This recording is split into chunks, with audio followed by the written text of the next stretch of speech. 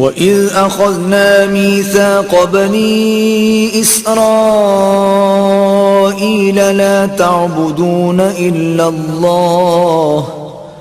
وَبِالْوَالِدَيْنِ إِحْسَانًا وَذِي الْقُرْبَى وَالْيَتَامَى وَالْمَسَاكِينِ وَقُولُوا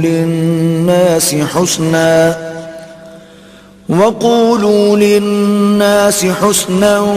وَأَقِيمُوا الصَّلَاةَ وَآتُوا الزَّكَاةَ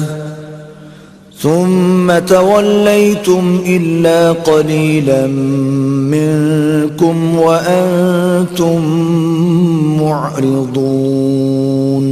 اور جب ہم نے بنی اسرائیل سے عہد لیا کہ اللہ کے سوا کسی کی عبادت نہ کرنا، اور ماں باپ اور رشتہ داروں اور یتیموں اور محتاجوں کے ساتھ بھلائی کرتے رہنا، اور لوگوں سے اچھی باتیں کہنا، اور نماز پڑھتے اور زکوٰۃ دیتے رہنا، تو چند شخصوں کے سوا تم سب اس عہد سے منہ پھیر کر پھر بیٹھے۔ وَإِذْ أَخَذْنَا مِيثَاقَكُمْ لَا تَسْفِكُونَ دِمَاءَكُمْ